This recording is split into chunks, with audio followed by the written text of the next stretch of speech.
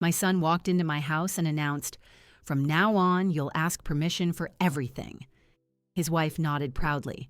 I smiled and said, "Can I have permission to leave then?" He laughed, "Sure, go ahead."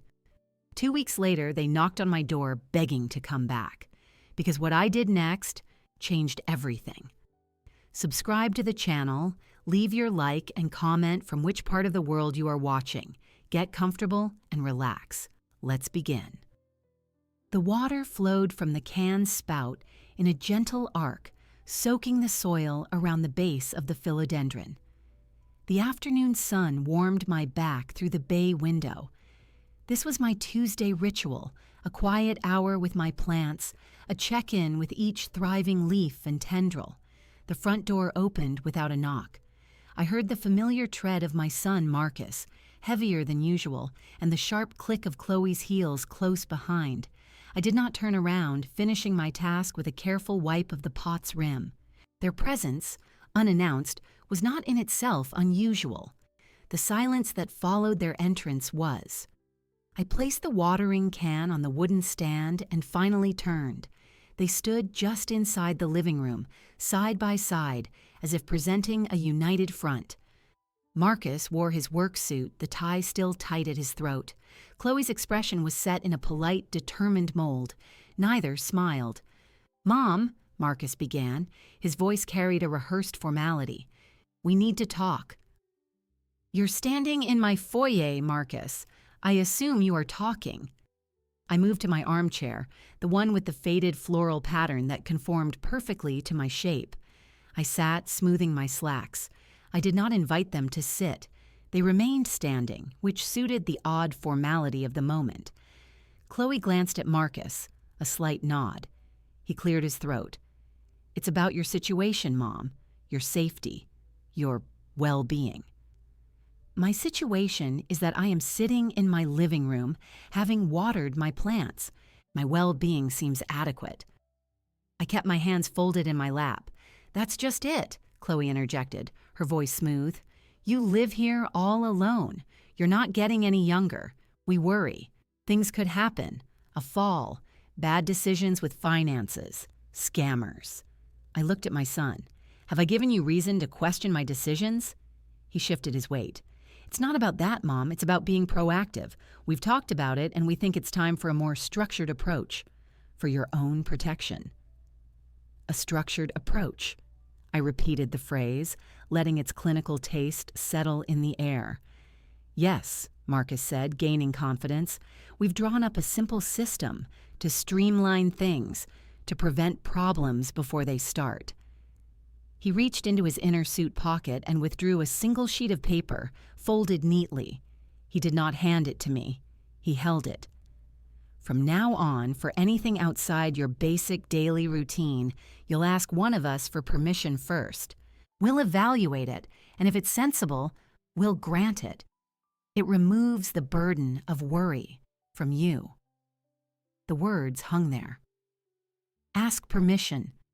They were words for a child, for an employee, not for a woman in her own home, a woman who had raised the man now speaking them. I felt a coldness begin in my chest, a slow, spreading numbness. I observed it dispassionately. Permission for what exactly? Chloe took a small step forward, ticking points off on her fingers. Major purchases, of course. Any travel plans, even day trips. Withdrawals from your savings above a certain threshold. Having guests to stay. Signing any contracts. Really, anything that could have consequences. "I see," I said. My voice sounded distant, even to me. "And who defined this basic daily routine?" "We have a list," Marcus said, tapping the paper. "It's reasonable. Grocery shopping, your book club, church, the normal things. The normality of my life, parsed and approved by them. The audacity of it was so vast it was almost peaceful. I looked from my son's face, which held a strained mix of concern and authority, to my daughter-in-law's, which held only a sleek certainty. This was their idea of care. This was their coup. "And if I choose not to comply with this system?" I asked. Marcus's jaw tightened. then we would have to consider more direct interventions for your safety. This house, the bills, it's a lot to manage. We could help you transition to a managed facility, a lovely place, but we'd rather keep you here with our supervision." The threat was clear, polished, and delivered with the tone of a benevolent ruler. Leave or be removed, submit or be deposed. They had discussed this. They had planned it. They had arrived in my home on a Tuesday afternoon to deliver their ultimatum. I looked around my living room, at the photographs of Marcus as a boy, of my late husband Robert, of Christmases and graduations, at the shelves of books I had chosen, the art I had collected, the walls I had painted a soft yellow the year after Robert died. Every object spoke of a life built on autonomy. They saw a domain to be managed. The coldness in my chest solidified into a dense, weighty core. The shock receded, burned away by a clean, clear understanding. This was not about my safety. It was about their control. It was about the inconvenience of my independence. My son and his wife had decided I was a problem, and this was their solution. I stood up.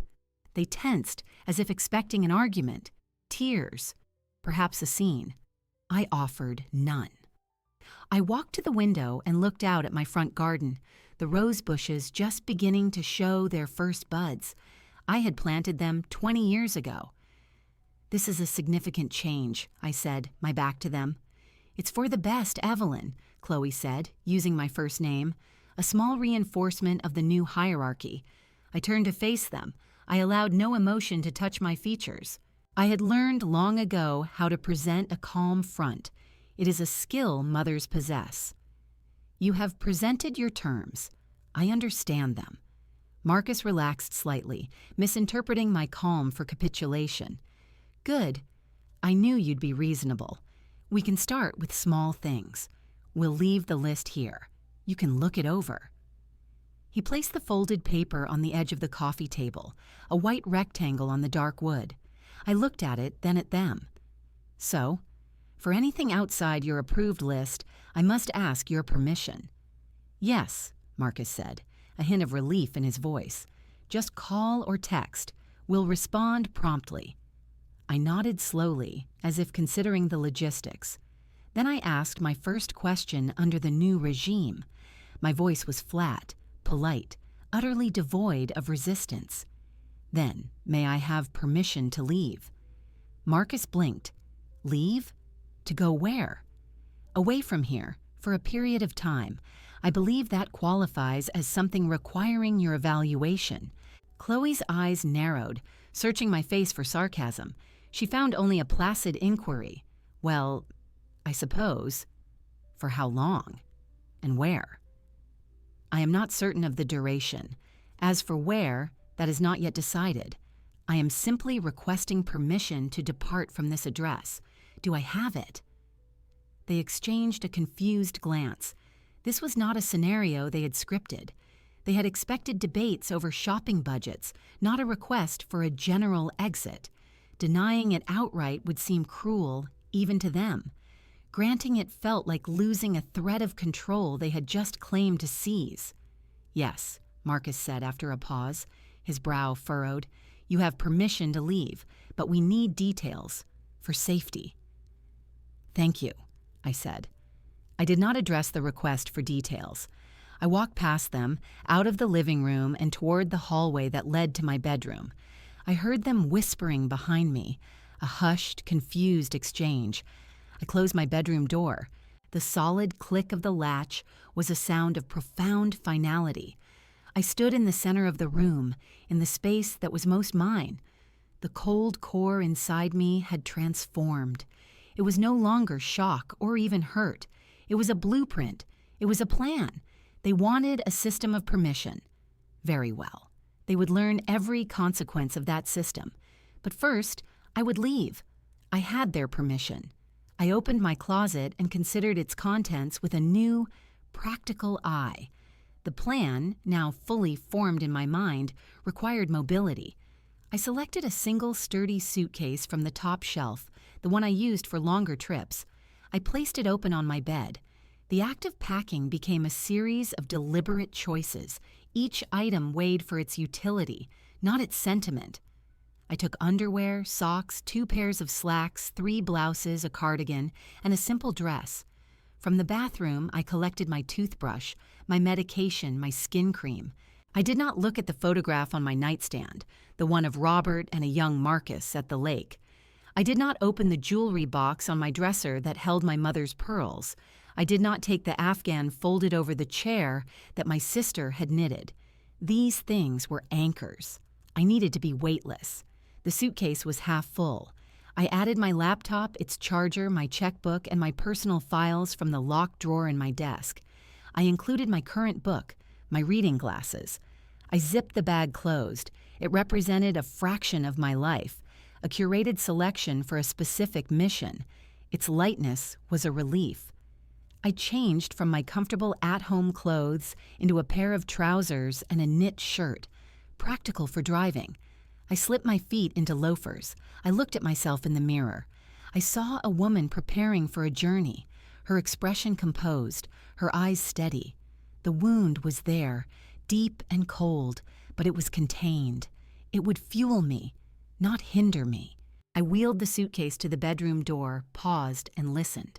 I could hear the low murmur of voices from the living room. They were waiting. They expected a negotiation, perhaps tears, certainly a discussion about the rules. They would receive none of that. I opened the door and walked down the hallway, the wheels of the suitcase making a soft, rolling sound on the hardwood. The noise ceased their conversation. They both stood as I entered the living room. Marcus's eyes went to the suitcase, then to my face, confused. "Mom, where are you going?" I said we needed details. "I am leaving," I said, my voice even. "You granted permission. The details are mine to manage. But you can't just—" Chloe started, her composure cracking into frustration. "You haven't told us where. For how long? This is irresponsible." I stopped and looked at her. Irresponsible? According to the new system, my responsibility is to ask. I asked. You answered. The system is functioning. I continued past them toward the kitchen. Marcus followed me, his steps quick. "Mom, stop. This isn't what we meant. We meant for trips, planned vacations, not this." His hand gestured vaguely at my suitcase. I entered the kitchen. The afternoon sun slanted across the tile. Everything was in its place, the ceramic canisters, the row of spices, the dish towel hanging neatly on the oven handle. My home. I felt a sharp, clean pang, but I did not pause. I went to the key hook by the back door. There were 2 sets, my everyday car keys and the spare set for the house. I took my car keys and put them in my pocket. I lifted the spare house keys from their hook. The metal was cool in my hand. "What are you doing?" Marcus's voice was closer now, edged with alarm.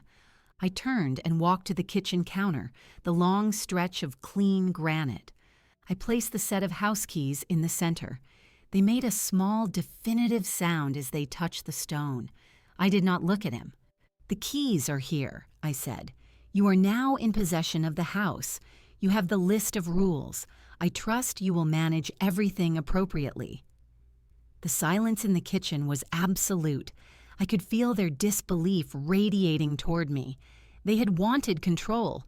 I was handing it to them, utterly and without condition. The completeness of my surrender was more terrifying to them than any fight. Chloe appeared in the doorway, her face pale. "Evelyn, be reasonable.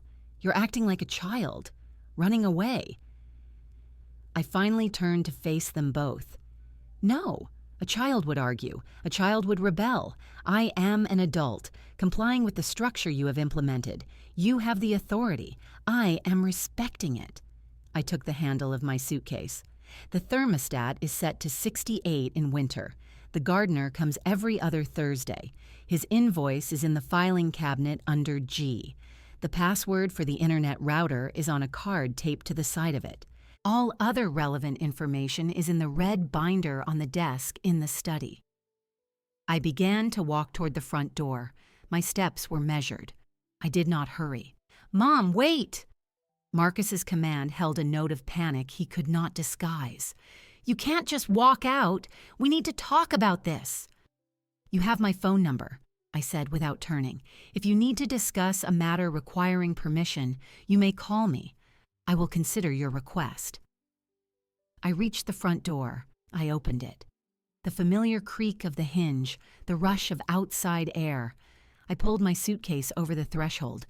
"Evelyn, this is ridiculous," Chloe cried out, her voice sharp in the quiet house. "Come back inside right now." I stepped onto the welcome mat, then onto the front path. I closed the door behind me. The solid thud of the heavy wood closing was the last sound of my old life.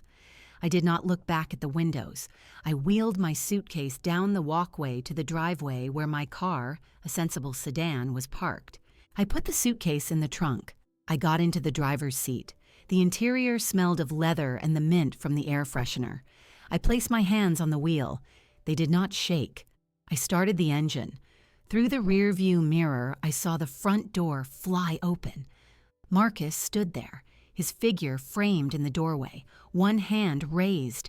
He called out, but the sound was swallowed by the glass and metal of the car. I did not read his lips. I put the car in reverse, backed out of the driveway, and drove away. I drove without a destination for 10 minutes, navigating the familiar streets of my neighborhood on autopilot. Only when I was on the highway, the city receding in the mirror, did I allow myself to access the next step. I used the voice command in the car. "Call Rose." It rang twice. Her voice, warm and immediate, filled the car. "Evelyn, what's up, sugar? You sound like you're in a tunnel." "I am in the car," I said. "I have left the house." The line was silent for a beat. "Left? What do you mean, left?" "Marcus and Chloe came today. They have instituted a new policy. I am now required to ask their permission for any significant action, for my own good." Rose's intake of breath was audible. "They did what?" "I have complied with the first request.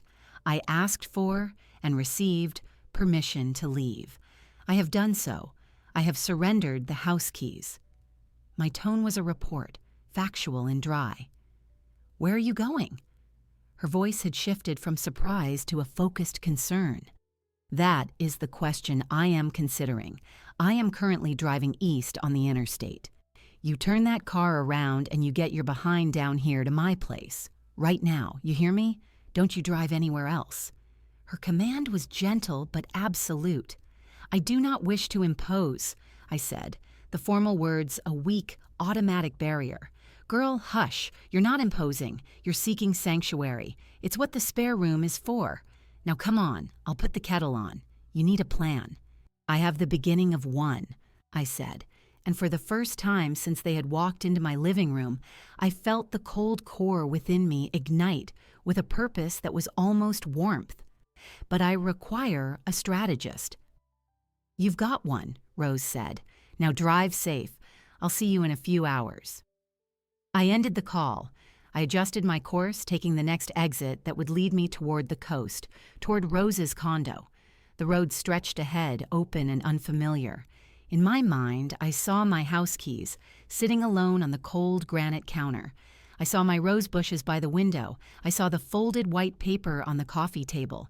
They were now Marcus and Chloe's problems to manage. The first phase was complete. The lesson was now in session.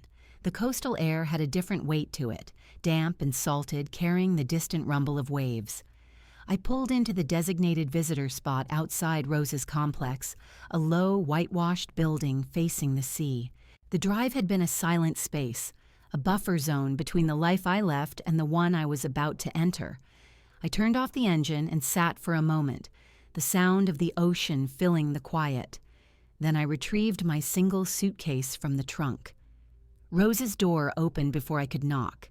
She stood there, a tall woman with close-cropped silver hair, wearing brightly patterned linen pants and a look of fierce concern. She said nothing, simply opened her arms. I stepped into the embrace.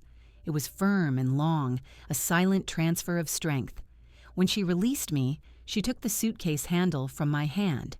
"Get in here." Her condo was exactly as I remembered, airy, filled with plants that thrived in the humidity, the furniture comfortable and slightly faded from the sun. The sliding glass door to the balcony was open, the sheer curtains drifting inward on the breeze. The sound of the waves was a constant soothing background rhythm. She wheeled my suitcase into a small, neat guest room with a view of a palm grove. "Bathroom's all yours. Fresh towels. Now come sit. Tea's ready." I followed her to the living area. She had already set 2 mugs on the low table, a ceramic pot beside them. We sat on her deep sofa. She poured the tea, a chamomile blend, and pushed a mug toward me.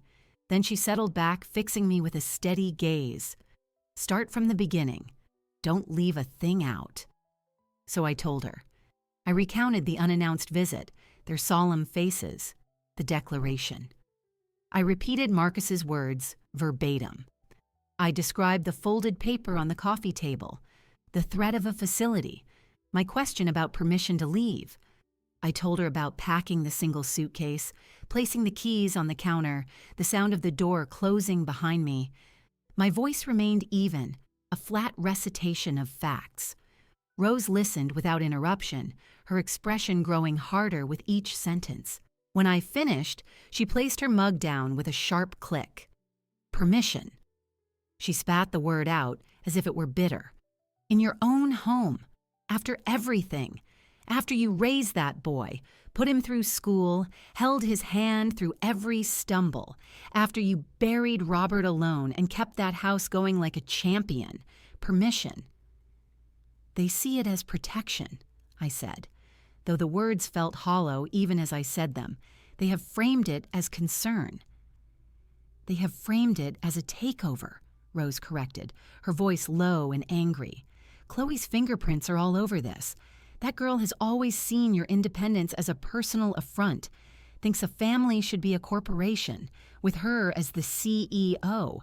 And Marcus, stress has addled his brain. He's confused authority with respect." She shook her head. "What did you feel, Evie?" When he said it. I considered the question. The initial numbness had passed, leaving a clear, cold analysis in its wake. I felt the ground shift, but then I saw the opportunity. They handed me a rule. I decided to use it. A slow smile touched Rose's lips, though her eyes remained sharp. "That's my girl. You didn't fight them on their battlefield. You changed the game." I removed myself from the board, I said. "They have the house. They have the list. They have full authority just as they requested. Now they must govern." "And they have no idea how to run your life," Rose finished, understanding dawning. "Because it's not a list of rules. It's a web of knowledge. They don't know the gardener's name. They don't know when the garbage pickup is. They don't know which pipe creaks or which circuit breaker is for the kitchen." She leaned forward. "So what's the plan? A siege?" "Not a siege," I said, taking a sip of the warm tea. "An education. They believe control is about granting or denying permission. I will show them that control is about competence. They will learn the weight of the responsibility they so casually seized. By letting them fail at it," Rose said, nodding. "By strictly adhering to their own protocol," I clarified. "They wish to be asked, so I will wait to be asked. For everything. The furnace, the mail, the lawn. Every system in that house requires specific knowledge or access. Knowledge and access I have, which I will not provide unless formally requested, under their system."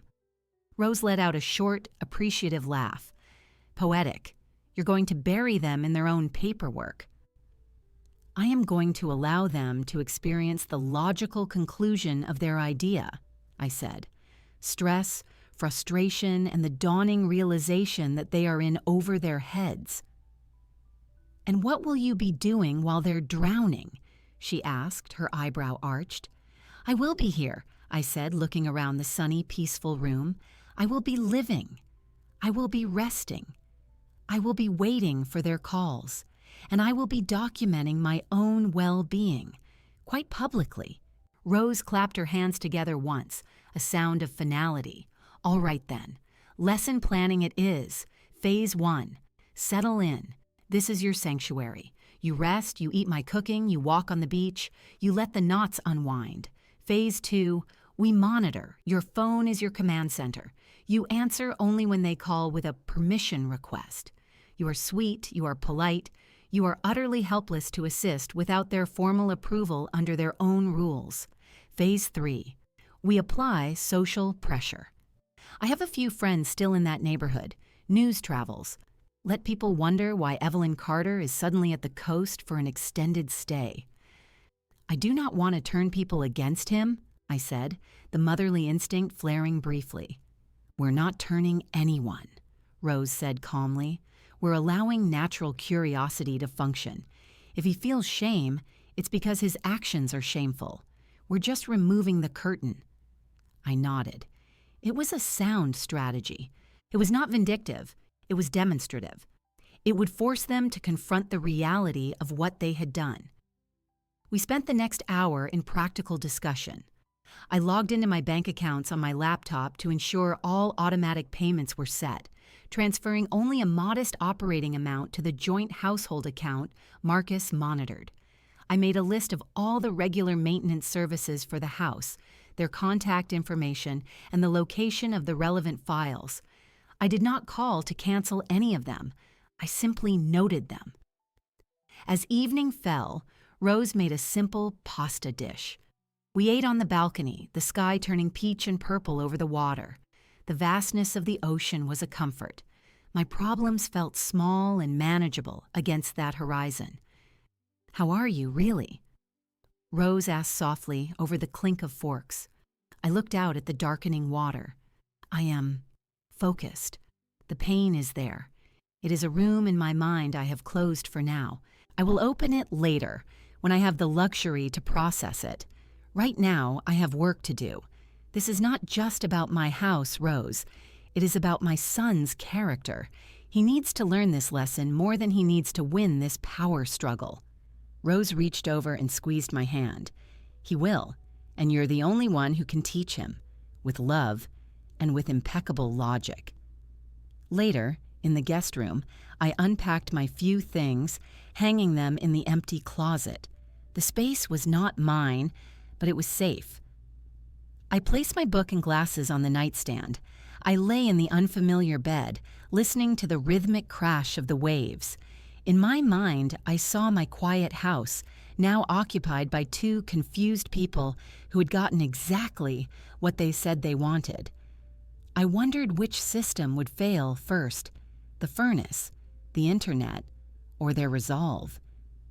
I closed my eyes.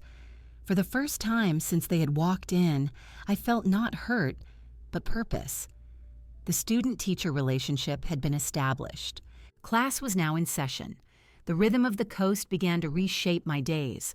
I woke to the sound of waves, not the quiet hum of my neighborhood. Rose and I established a simple routine: morning coffee on the balcony, a walk along the shore, afternoons spent reading or tending to her container garden. It was a suspended animation, a peaceful waiting. My phone sat on the table between us, a silent sentinel. I did not call Marcus. I did not text. I waited for the system they had created to engage. The first call came on the fourth day. It was late afternoon. Rose and I were shelling peas for dinner, a mundane task that felt deeply calming. The phone vibrated, skittering on the glass tabletop. Marcus's name flashed on the screen. Rose met my eyes and gave a single, slow nod. I wiped my hands on a towel, picked up the phone, and answered. "Hello, Marcus." His voice was tense, edged with a chill that wasn't just from the phone line. "Mom, the house is freezing." I paused, allowing a beat of silence. "I see. That is uncomfortable." "The furnace isn't kicking on. I've checked the thermostat. It's set to 70, but it's reading 58 in here. Nothing's happening." "That is a problem," I agreed, my tone neutral. A longer pause on his end. I could almost hear him wrestling with the script. He was calling with a complaint, expecting a solution. He was not following the protocol. I waited. "Well," he finally said, exasperation leaking through. "What do I do? Is there a trick to it? A reset switch?" "I am not sure," I said calmly. The furnace is quite old, but it has been reliable. Mr. Henderson has always serviced it. Who? What's his number? Another deliberate pause. His contact information is in the household files, in the filing cabinet in the study, the drawer labeled Utilities. His number is in the file under H for Henderson, or perhaps F for Furnace. I looked in the filing cabinet, Marcus said, his voice rising. It's a mess of papers. There's no file labeled Furnace. Did you check under H? I asked, feigning helpful confusion. Henry Henderson. He's been my specialist for 15 years. He knows the system intimately. I heard a frustrated sigh, then the sound of papers shuffling. I don't see it. Just give me the number. Here was the first test of the boundary. He was demanding, not requesting. He was operating under the old rules, where a son could call his mother for an immediate answer. I had to guide him back to the new ones. Marcus, I said, my voice softening into a polite, almost apologetic tone. I want to help, but under the new arrangements, I'm uncertain of the procedure. This seems like a matter of household operation. Does adjusting the heating system require a permission request? I don't want to overstep. The silence on the other end was profound. I could picture his face, the dawning, cold realization. He had created a bureaucracy, and I was now a diligent, confused citizen asking for the proper form. What? No, Mom, it's not about... I just need the number for the repairman. Of course, I said, but to release that private contact information, especially to authorize work on the house's major systems, I believe that falls under the category of contracts or services, which is on the list. I have the list right here. I made a rustling sound, as if consulting paper. Yes, approval for any contracted services or repairs. Would you like me to submit a formal request for you to have the specialist's number, or should you submit one to me? Mom! The word was half shout, half groan. It's freezing. Chloe's wearing a coat inside. This is ridiculous. I understand it's an inconvenience, I said, my voice dripping with synthetic sympathy. The process does seem to have some delays built in. If you'd prefer a faster resolution, perhaps you could contact a general HVAC service from the internet. Though, without prior approval for the expense, that might be a complication later with the budgeting rules. It's a difficult position. I heard him mutter something, then the sound of a drawer being yanked open violently, more paper rustling. Forget it, he said, the words clipped. I'll find it.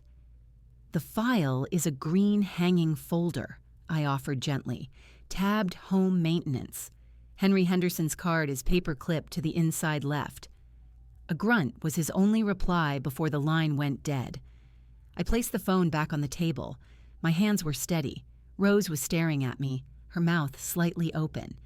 Then she burst out laughing, a rich, full sound that rolled out over the balcony. Oh, Evelyn, does adjusting the heating system require a permission request?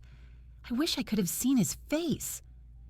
A small, tight smile found its way to my lips. It was not a smile of joy, but of satisfaction. The first mechanism had engaged exactly as predicted. He was not prepared for his own policy, I said. He expected resistance, not compliance.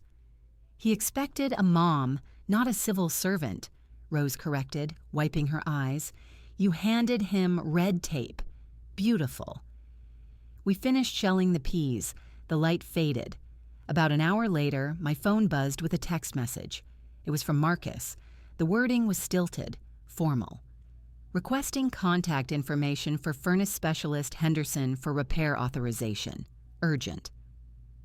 I waited 20 minutes. Then I replied with a simple text. Request approved. Henry Henderson, 5550187. He prefers cash or check. His Saturday rate is higher. No thank you came back, only the red receipt. It did not matter. The lesson had been delivered. The thermostat, a simple dial they had taken for granted, had become their first administrative hurdle. They had spent a cold, frustrating evening in my house. a house they now controlled, defeated by a piece of paper in a filing cabinet and the very protocol they had invented. That night, as I lay in bed, I thought of the furnace rumbling to life under Mr. Henderson's care.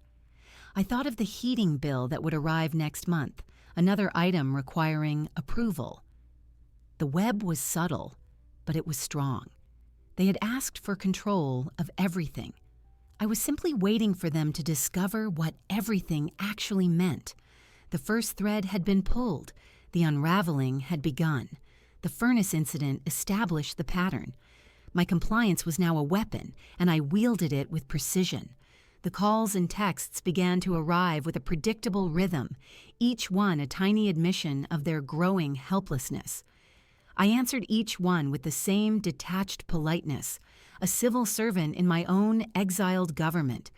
The next issue was the lawn. Marcus called on a Friday morning. His voice was already weary. "The lawnmower guy is here. He says he comes every other Thursday, but he missed last week because no one was home. Now he wants to be paid for both visits, but he needs authorization." "I see," I said. I was sitting on Rose's balcony, a light blanket over my legs, a book open but unread. "Did you review the service agreement?" "What service agreement? He's just some guy with a truck." "His name is Luis," I corrected gently. "He's been tending the lawn for 8 years. His contract, along with the payment schedule, is in the home maintenance file. It is a green folder. The terms are month to month, with a 60-day notice for cancellation. The authorization to pay is in that file." A heavy sigh traveled down the line. "So I have to find this file, read this contract, and then what? Just pay him?" "Under Section 4 of the Household Guidelines," I said, as if reading from a manual, "any expenditure exceeding $100 requires pre-approval from the overseeing authority. That would be you and Chloe, I believe. So you would need to approve the payment to yourself, or I could submit a request for you to approve the payment. Which would you prefer?" The silence was filled with the sound of his grinding teeth. I was sure of it. "Forget it. I'll handle it." "Of course," I said. "The checkbook is in the top right drawer of the desk. The password for the online banking is on the blue card in the small lockbox. The key for the lockbox is on the ring with the house keys." I paused. "Oh." I heard the click as he hung up. The following week, it was the tax documents. Marcus needed a copy of a property tax form for a refinancing application on his own apartment. He texted, "Need the filed property tax forms from last year. Where are they?" I replied, "They are in the fireproof safe in the hall closet." His response was immediate. "What's the combination?" I waited an hour. Then I texted back, "Access to official documents and safe combinations is detailed in the vital records binder on the bookshelf. However, releasing that combination may constitute granting permission to access sensitive financial instruments. Please advise on the correct request procedure." This time, the response took half a day. When it came, it was from Chloe, her tone brittle in text form. "Evelyn, this is getting silly. We need that form. Just give us the combination." I wrote, "Hello, Chloe. I understand the urgency. To maintain the integrity of the system Marcus outlined, I should formally request permission to provide the safe combination to you. Shall I do that?" She did not respond. I pictured them in the hallway staring at the locked safe, a simple metal box rendering their authority meaningless. The most satisfying failure, however, was social. Rose and I decided to implement the visibility part of our strategy. We spent a day at a nearby seaside spa. I was not one for such indulgences normally, but the purpose was instructional. As I sat in a steam room, then received a gentle massage, Rose took pictures. One of me smiling, wrapped in a fluffy robe, holding a cup of herbal tea, another of us laughing on the spa's patio, the ocean in the background.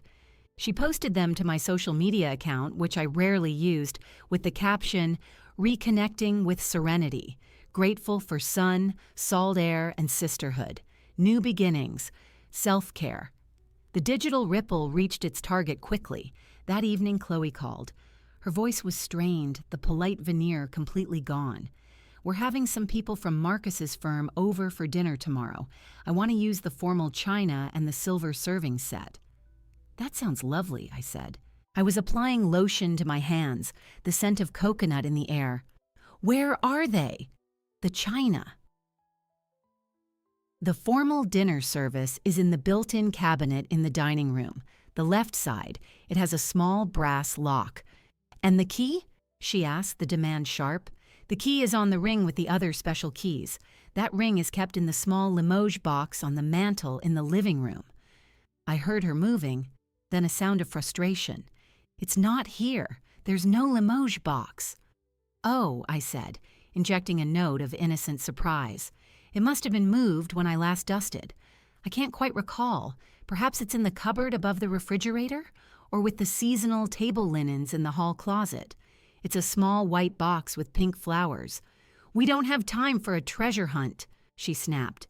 "This is important. Can't you just tell us where it is?" "I wish I could be more certain," I said, my voice dripping with false regret. "My memory isn't what it used to, as you've noted. Without being there to look, it's so hard to say.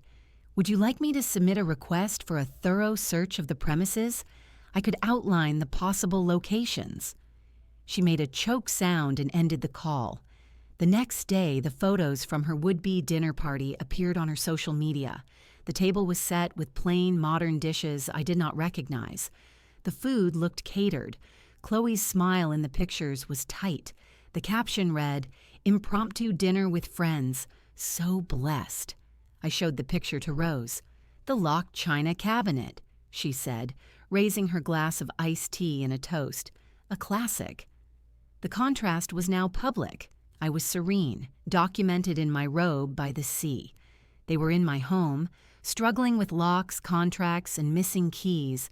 Their performative dinner a testament to their lack of access to the very life they had claimed to manage. They were not rulers in a castle. They were clumsy tourists in a museum, unable to read the placards. Every interaction was a reminder. They had the title, but none of the knowledge. They had the keys, but none of the maps. The web of everything was vast, intricate, and entirely of their own making, and they were now thoroughly, miserably stuck in it. The cascade of administrative failures created a silence. After the debacle of the locked china cabinet, the calls and texts stopped. For 3 days, my phone did not vibrate with a request or a demand. This quiet was more telling than any outburst. It meant the system had broken down not just logistically, but personally. The facade of their united front was cracking under the pressure of their empty victory. Rose and I understood this silence. It was the sound of arguments happening behind closed doors. We did not need to witness them directly. The evidence was in the abrupt cessation of contact. They were no longer collaborating to manage me. They were now turning on each other. The confirmation came through an unexpected channel. My neighbor Linda, who lived 2 doors down and had kept an eye on my house for years, sent me a text. It was a simple, concerned message. "Evelyn, honey, are you all right? We miss seeing you. Everything okay over at your place? The young folks seem stressed." I wrote back, careful and neutral. "I'm fine, Linda. Thank you for asking.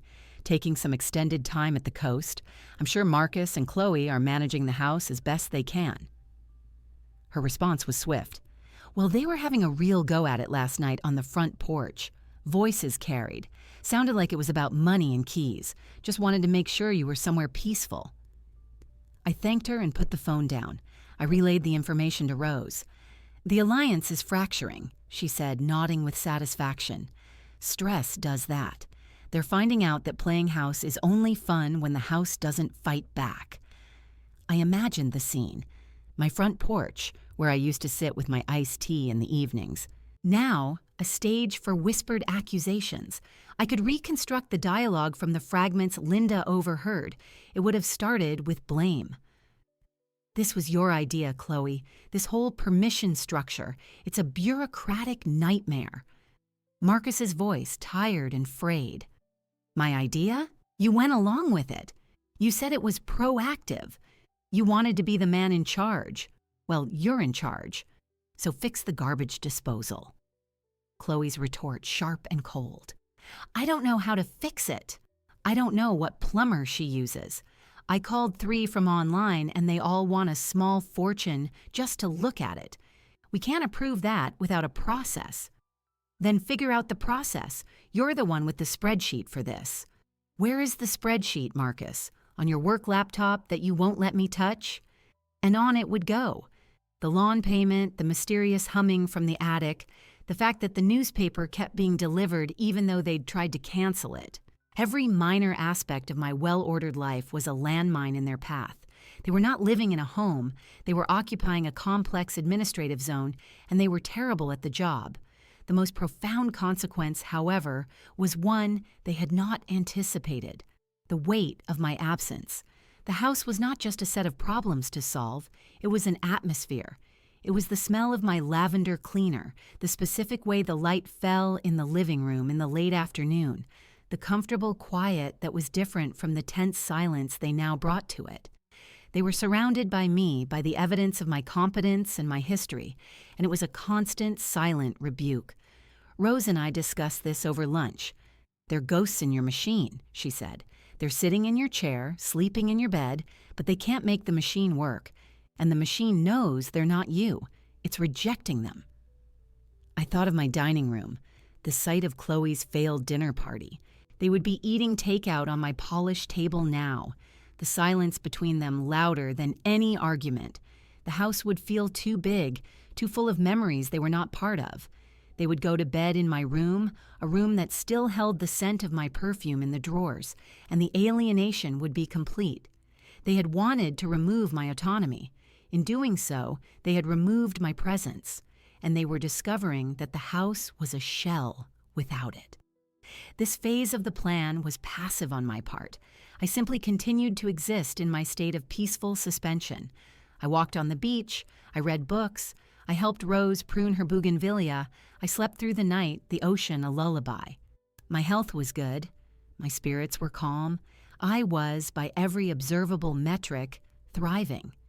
Meanwhile, in my house, 2 people were learning the hardest lesson of all: control, when exercised without love or understanding, is a prison for the controller. They had the keys, but they were locked in. They had the authority, but they were powerless.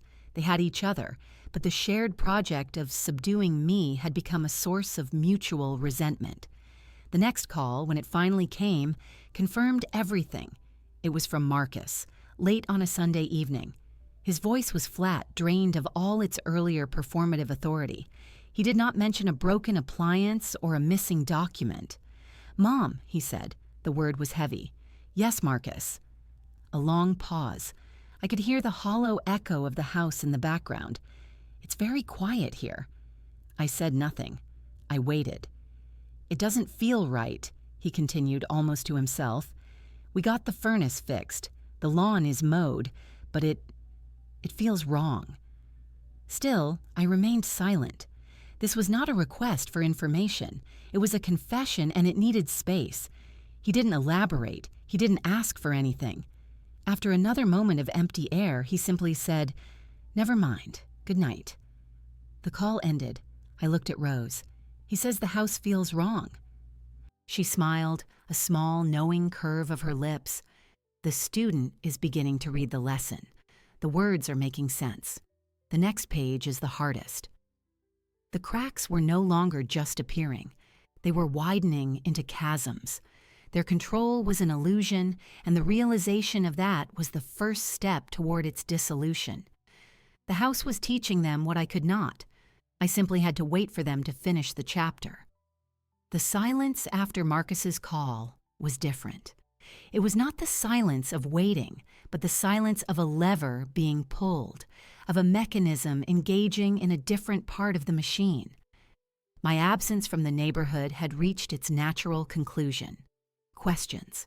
The social ecosystem I had been part of for 30 years began to stir, and its attention turned toward the new, awkward occupants of my home. The first call came from Beatrice from my book club. Her voice was light, probing. "Evelyn, darling, we missed you on Tuesday. Is everything all right? Linda mentioned you're at the coast." I am Beatrice. Just a needed change of scenery, I said, my tone pleasant and unrevealing. How lovely. And Marcus is looking after things? We saw him struggling with your recycling bins last week. He put the plastics in the paper bin. The collectors left quite a mess. I'm sure he's learning, I replied. She said, the sound full of unspoken judgment. Well, we all hope you're back soon. The group isn't the same without you. The calls and texts multiplied. Gloria from the church auxiliary, Mr. Patterson from down the street, asking if I wanted him to keep an eye on my rain gutters as he usually did in the fall. Each conversation followed the same pattern. A polite inquiry about my well-being, a casual mention of seeing Marcus or Chloe looking harried or out of sorts, and a subtle, firm undertone of loyalty to me. My community was a network, and I was a central, respected node. They were now checking the connections. The most significant intervention, however, was not relayed to me over the phone. I heard about it later from multiple sources, each detail adding to a perfect, painful picture. It happened at the neighborhood grocery store, the one I had shopped at for decades. Marcus had gone to pick up a few things. He was in the cereal aisle, according to Linda, who had been there. Ms. Ida Jenkins approached him.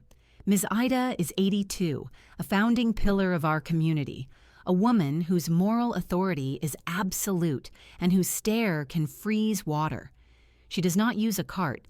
She uses a small basket, and she moves with a slow, deliberate grace that demands attention. She blocked Marcus's path with her basket. Linda said the air in the aisle went still. Marcus Carter, Miss Ida said, her voice clear and carrying. Afternoon, Miss Ida, Marcus replied, attempting a smile that didn't reach his eyes. I haven't seen your mother in over 3 weeks, she stated. It was not a question. She's taking a trip to the coast. Needed a break. His words came out in a defensive rush. Miss Ida regarded him for a long moment, her eyes missing nothing. The tired lines on his face, the way he stood as if carrying a weight. A break, she repeated slowly. From what, I wonder? Just a vacation. At her age, a woman doesn't take a long vacation from her own home unless something's pushing her out, or someone.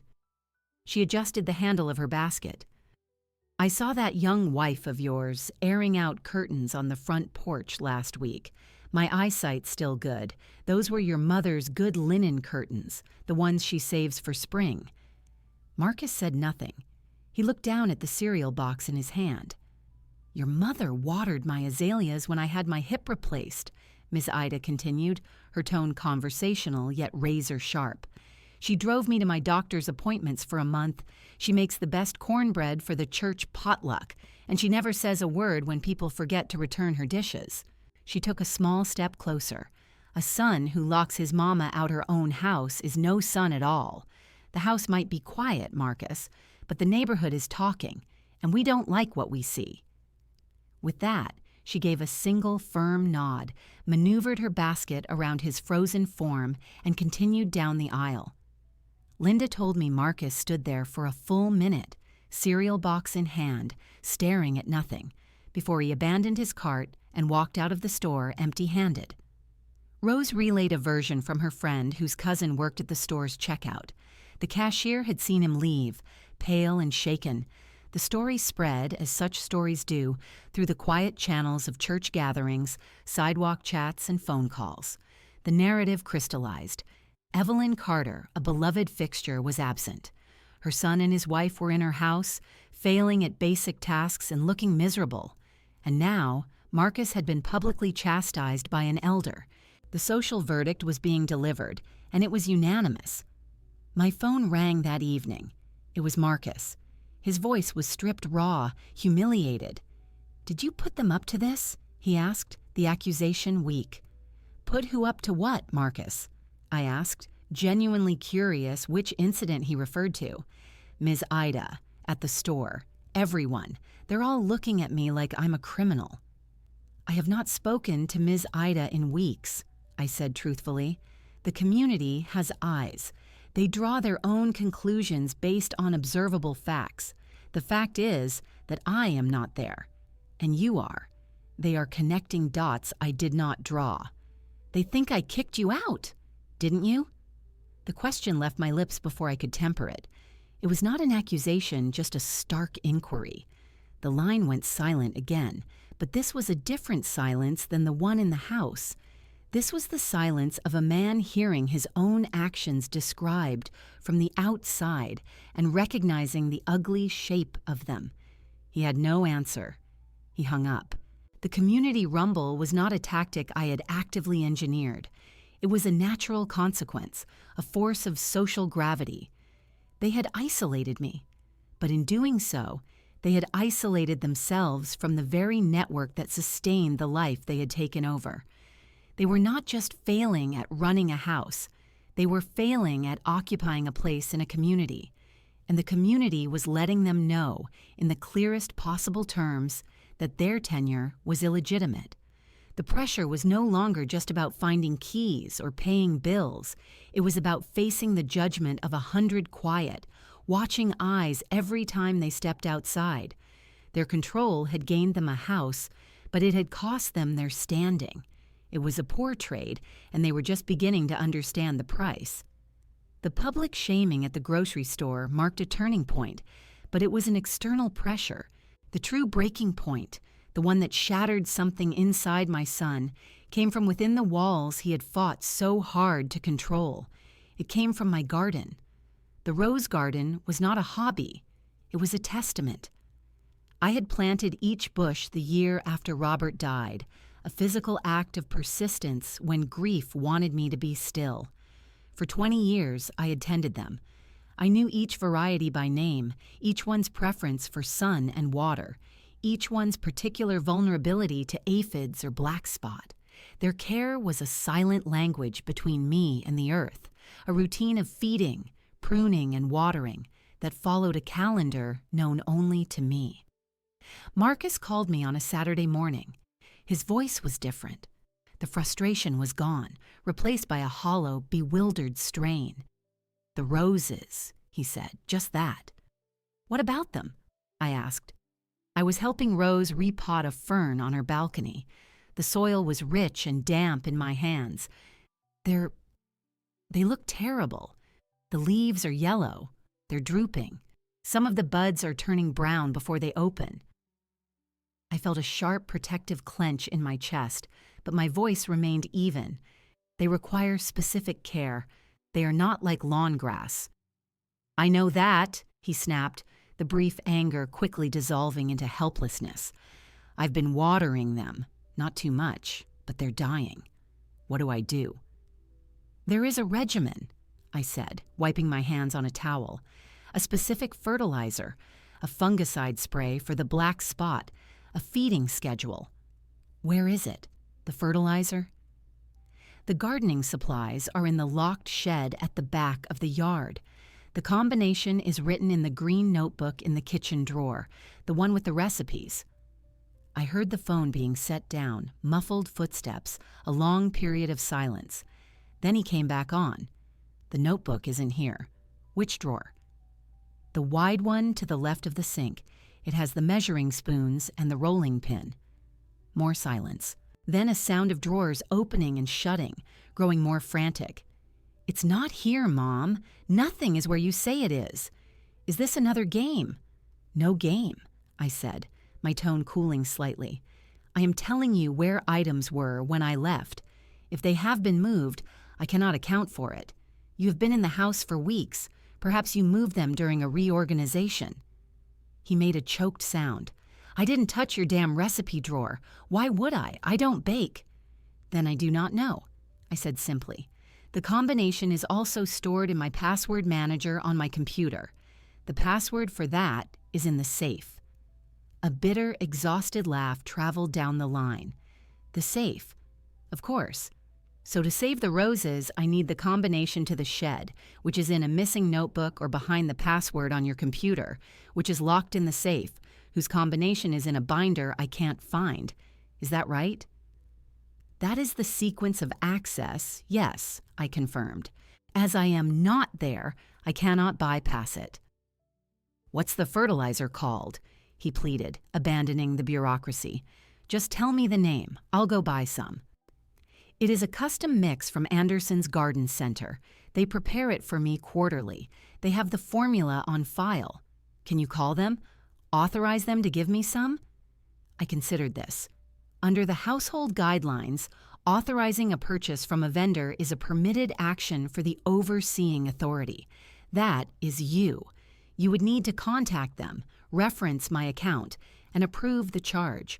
My verbal authorization would not be sufficient under the rules you established. It would create a conflict in the chain of command. The line was quiet for so long, I thought we'd been disconnected. When he spoke again, his voice was so low I barely heard it. "They're just going to die, aren't they?" The question wasn't about flowers. It was an admission. It was about everything. "They might," I said, the truth leaving no room for softness. "Without the correct care, they will." He ended the call. Later that day, Linda texted me a photo. It was taken discreetly from her kitchen window, which overlooks my back garden. The image showed Marcus, still in his pajamas, sitting on the stone bench beside the rose beds. His head was in his hands. In the foreground, the rose bushes were a depressing sketch of themselves, their leaves spotted and curled, their stems leaning. The photo was worth 1,000 of Ms. Ida's words. It was the visual representation of his failure. He had not failed to manage an appliance or find a key. He had failed to sustain a living thing I had nurtured for 2 decades. He had been given custody of a piece of my heart, a piece that required knowledge and attentive love, and he had watched it sicken because his system of control had no entry for those things. The roses were dying not from malice, but from ignorance and neglect, the direct results of his arrogant, simplistic plan. That was the moment his epiphany arrived. It arrived not as a thought, but as a sight, the undeniable wilting evidence of his inadequacy. He had tried to be the authority over a life, but he did not understand the life itself. The locked garden was the final perfect symbol. He held the keys to the house, but the life within it was locked away from him, dying for lack of the simple, devoted care he had deemed unnecessary in his quest for power. He did not call again that day or the next. The silence from his end was complete, a profound and total surrender. He was no longer struggling against the system. He was sitting in its ruins, looking at the dying roses, and finally, understanding the cost. The lesson had been delivered in its entirety. The test was over. He had failed. Now the only question was what he would do with that failure. 2 days after the call about the roses, they came. It was early evening. Rose and I had just finished a simple supper of grilled fish and salad. We were clearing the plates when the doorbell rang, a sharp, unfamiliar sound in the peaceful condo. Rose looked at me, her eyebrows raised. We were not expecting anyone. I moved to the living room and glanced through the peephole. The distorted view showed 2 figures on the welcome mat, Marcus and Chloe. I had not seen them in nearly a month. I stepped back. "It's them," I said quietly. Rose put down the dish towel. "Are you ready?" I nodded. I was. I felt a profound calm. This was not a confrontation I feared. It was an appointment I had been waiting for. I smoothed my shirt, took a breath, and opened the door. The sight of them was instructive. They looked exhausted. Marcus wore wrinkled khakis and a polo shirt that seemed too large. His eyes were shadowed, his shoulders slumped. Chloe stood slightly behind him, her usual polished appearance gone. Her hair was pulled back in a careless ponytail, and she wore no makeup. She held a large tote bag as if it were heavy. They both had the air of people who had been lost in a labyrinth of their own making. For a moment, no one spoke. They stared at me as if I were a mirage. I imagine I looked different to them, rested, skin touched by the sun, standing in a pool of warm light from Rose's living room. "Mom," Marcus finally said. The word was thick. "Marcus, Chloe, this is a surprise." My tone was neutral, not welcoming, not hostile. I did not step aside to invite them in. Can we come in?" he asked, his voice unsteady. I considered this. After a deliberate pause, I stepped back, opening the door wider. "Very well." They shuffled inside, their movements awkward. Rose stood by the dining table, a silent sentinel. She gave them a curt nod but said nothing. The contrast between the serene, airy space and their disheveled desperation was stark. They stopped in the middle of the living room, unsure where to sit or what to do. I remained standing near the door, leaving them in the open space. I waited. Marcus cleared his throat. He looked at the floor, then at me. "We need to talk." "You are talking," I said. He flinched. "I mean, we need you to come home." I did not respond. I simply watched him. "It's not working," he blurted out, the words spilling like a confession. "The house, the system, none of it is working. We don't know how to be there."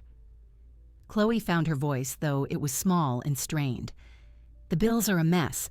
We missed a water payment because the reminder was set up on your email. The garbage disposal is broken. The back door swells when it rains, and now it won't close properly." She recited the list not as complaints, but as evidence of their defeat. "I see," I said. "Those are maintenance issues. You have the house. You have the authority to address them." "We don't," Marcus's voice broke. "That's the point, Mom. We have the keys and we have your stupid list, and we have no idea what we're doing. We're failing at it. The roses are dying." His eyes were bright with a shame so deep it looked like pain.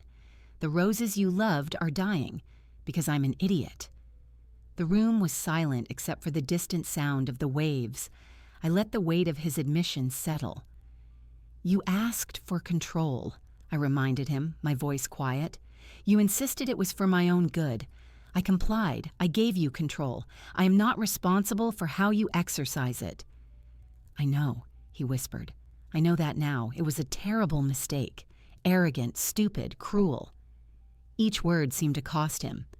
"Chloe and we've been arguing nonstop.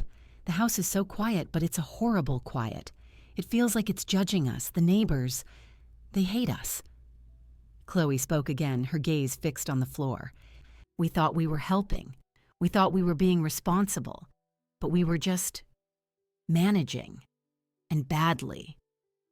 She looked up, and for the first time, I saw not calculation, but a raw, weary honesty. "We miss you. The house misses you. It's not a home with you gone. It's just a set of problems we can't solve." Marcus took a step forward, his hands open in a pleading gesture I had not seen since he was a boy. "Please, Mom, please come home. We don't know how to be in your house without you. We're surrendering. The permission thing is over. It's dead. Just come back." I looked from his anguished face to Chloe's defeated posture. This was the culmination. This was the moment the power they had seized became ashes in their hands, and they came begging for the person they had tried to diminish to save them from the void they created. I did not feel triumph. I felt a deep, weary sadness, and beneath it the solid foundation of the lesson now learned. They were not here to negotiate. They were here to capitulate. "Sit down," I said, gesturing to the sofa. They obeyed, sinking into the cushions as if their legs could no longer hold them. Rose moved to the kitchen and began quietly making tea, her back to us, giving us a semblance of privacy. I took the armchair across from them. "What you are asking is not simple. You are not asking for a housekeeper or a maintenance person. You are asking for me to return to my home. That requires a new understanding." "Anything," Marcus said immediately. "Whatever you want." "No," I said firmly. "Not whatever I want. That is the same faulty thinking that started this. Not your rules, not my rules. A new agreement between adults." He nodded rapidly. "Yes, an agreement." "The concept of permission is abolished," I stated. "It will not be mentioned again. In its place will be courtesy, communication, and respect for autonomy, my autonomy and yours. We will consult each other on matters that affect the household. We will not command each other."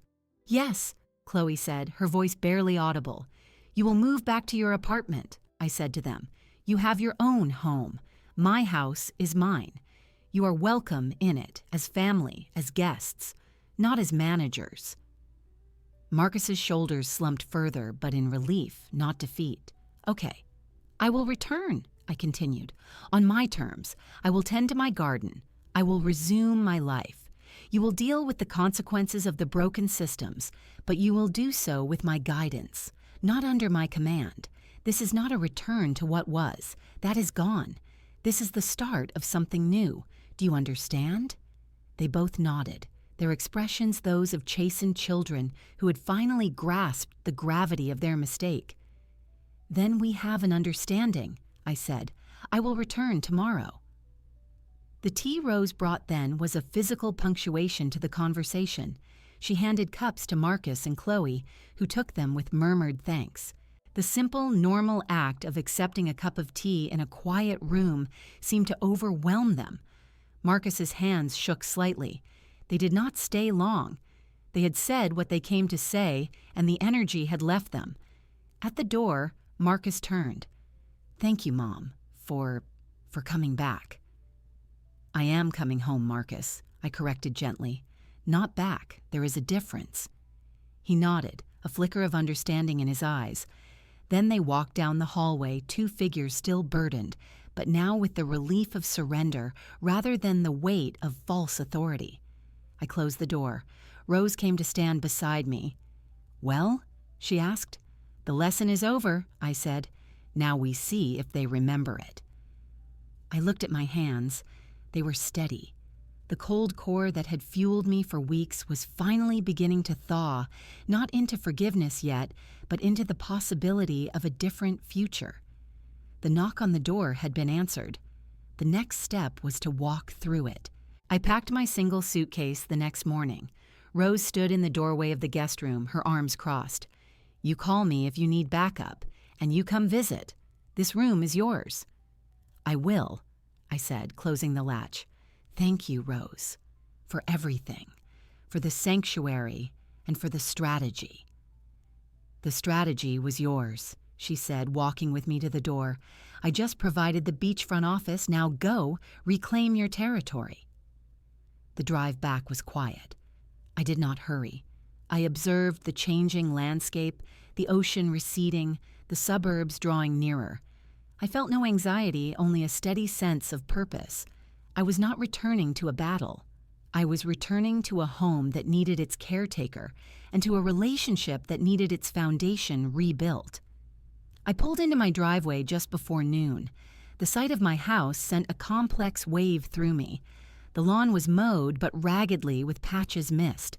A few forgotten takeout containers sat by the front steps. The curtains in the living room were drawn shut. It looked occupied, but not lived in. I took my suitcase from the trunk and wheeled it to the front door. I used my key, the one from my purse, not the set I had left on the counter. The lock turned with its familiar sound. I pushed the door open.